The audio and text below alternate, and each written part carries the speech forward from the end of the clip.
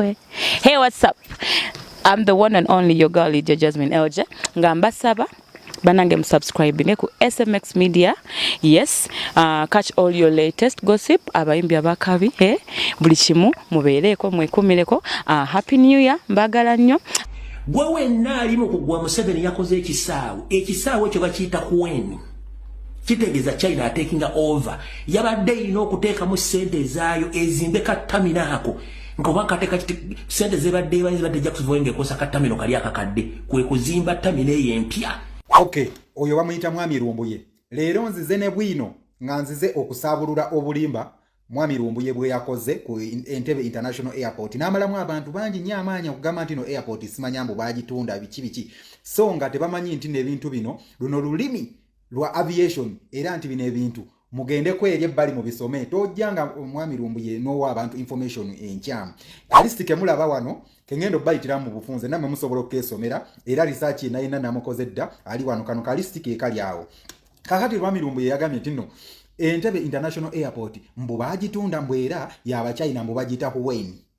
Obusirusiru obumujjudemu ekitu ekitayina matu munansonyi okwogera wente naye oluusi munyiiza n'obutasoma abammwe ne mujja ku mumbu ne muteekako bulingirayiti ne mubologera abantu. Mu mazima ga Katonda nze omu eyabaasanyukidde enkyukakyuka eriwo ku Entebbe International Airport besides okubeera nti nakyaka wabaddewo kaawo ka rush ak'okubeera nga bagiggulawo olw'ensonga tulina abagenyi mweno wiiki bagiyita batya G77 simanya yeeyo G77 simanya namo manyimbi uliya buulizaawo ebinsonga zikwasaganya ku politics bagenda okubeera ku speak resort emunyonyo nga bali mu kubeera nga bateeseza eggwanga. Yes, ndoza wabaddewo ka rush hour ak'okukigulawo amangu abagenyi basobole okuyitamu eyo tamina empya naye kyonna kye kiri n'okubeera nga ku Krokota waawo yali okubeera nga gundi y'abatambuza ebigere bagiguddewo kwegamba nze ndabira ddala nga Uganda mbeera ngisanyukirako okusinzira mbundi munna Uganda. However, waliwo information endala evaayo akatambi akugenda kakuzanyira okuba gye katandikira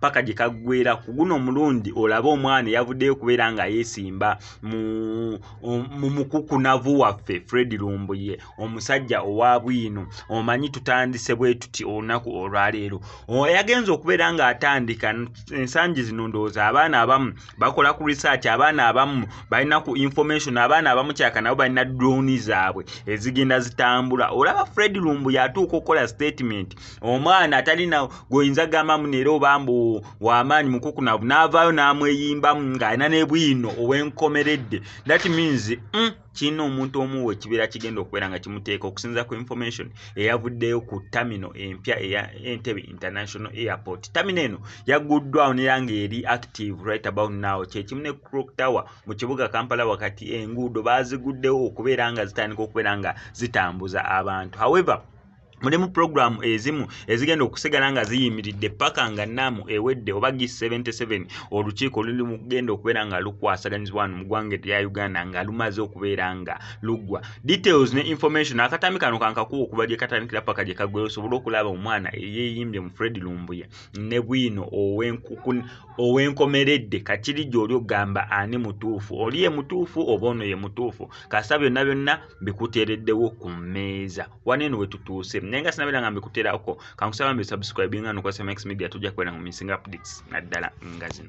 Entebbe Airport yakyukidde ddala ndoza mugirabe nalabyeko nga waliwo adifiliminze ku TikTok nga mugamba impossible tekisoboka bane ekisawe bakikyusizza ukitegeera kamba yambuzeeko katono mulawe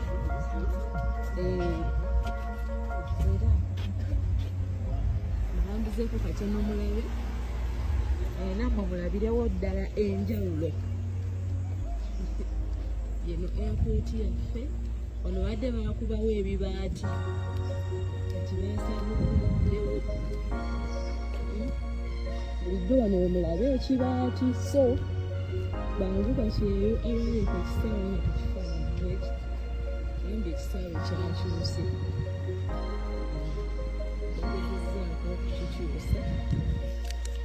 tetumanyi tebannatulagira nti kati bano bayita wano bali bayita wali naye nga sofa awo it's real.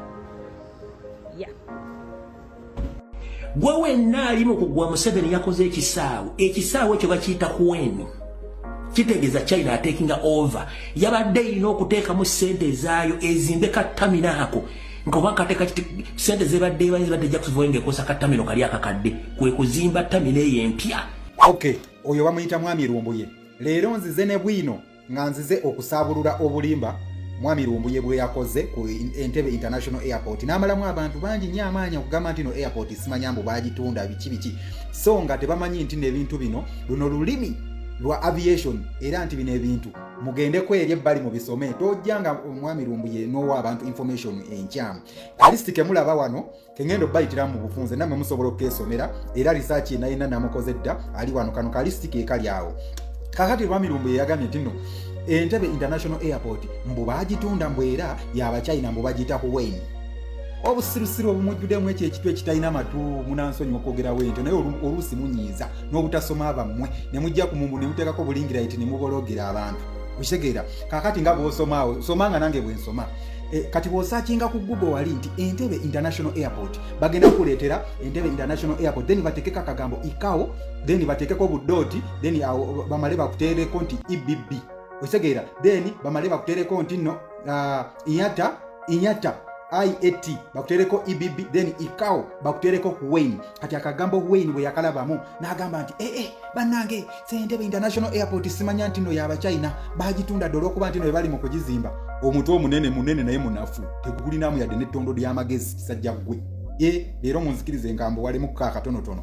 Kakati musajja gwe njagala nsome wano nga naye bw'okola ki bw'osoma gwamanye nnyo mu lulimi olwa aviation ekigambo ICAO ngawe mukirabaawo ICAO ICAO kitegeeza nti International Civil Aviation Organization kitegeeza nti kitongole ekiddukanya airport ekiddukanya standards za airport. Owulira IATA IATA simanyi oba mbisoma na bulungi naye nga nakoze research emala kitegeeza nti International Air Transportation Association ekibiina ekigatta ebibiina bya airport byonna okubeera nga nti biri ku standards omutindo kisajja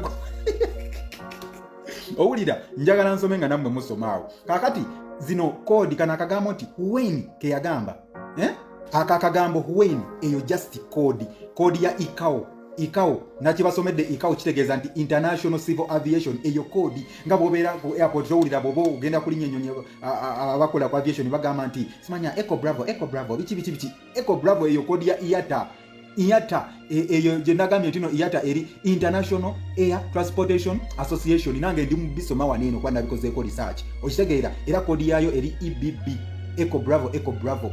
So gwe mwami Lumbuye n'olumbuye lwo oveeri n'oleta ignorance yo n'obuuka n'abalala ne bagamba ekisaawe baakitunda abantu abayivu babatunuulira ne baseka airport zonna mu ggwanga lyonna bw'obanga ogenze n'otypingamu mu airport y'e Kenya ogenda kusanganga naye ina kodi ezaayo n'ekigambo kuweni tekitegeeza nti neeyo gundi nti eyo gigundi yaba China. Ekigambo kuweni kankubulire kyekitegeeza ekigambo kuweni kirina ennyukuta mmeka? Kirina ennyukuta ziri 4.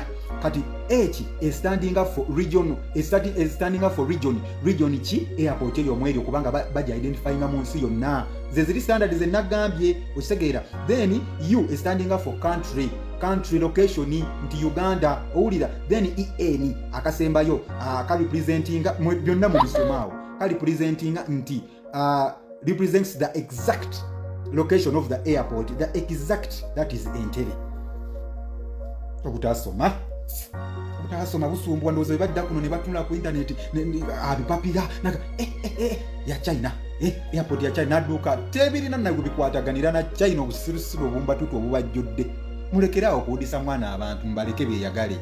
Nze kye namaze okulaba opposition teyagala nkulaakulana kyenakakasizza bwe nazawa nenkola video neŋŋamba nti bakoze ebintu mwebazeeko ebintu birungi ne bagamba biki obwo bwe bakoze tebaagala nkyuka kyokka bo baagala